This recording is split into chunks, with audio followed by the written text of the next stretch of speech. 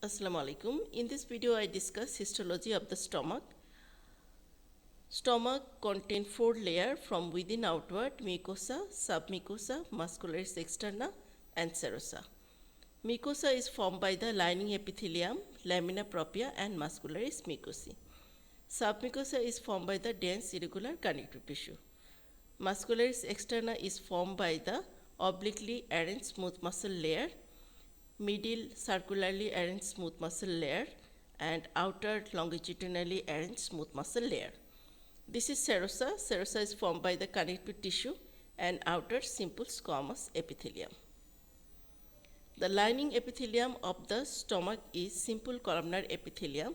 This is the invagination of the lining epithelium, this portion known as the gastric pit. Here the gastric gland is open. So this portion of the lining epithelium is converted into gland and is known as the gastric gland. There are several types of cells present in gastric gland. The red color cells are the parietal cell, blue color cell, the chief cell, mucous neck cell, and also enteroendocrine cell, and also stem cell. This is muscularis mucosae. Muscularis mucosae is formed by the inner circularly arranged smooth muscle cell layer and also outer longitudinal arranged smooth muscle cell layer. Submucosa. Submucosa contains no gland. It contains blood vessels, lymphatics, nerves, and mesenteries or submucosal plexus.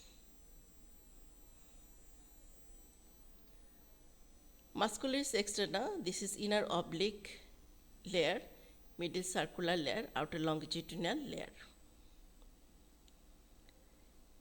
In between circular and longitudinal layer, this is the location of the orbach or mesenteric plexus.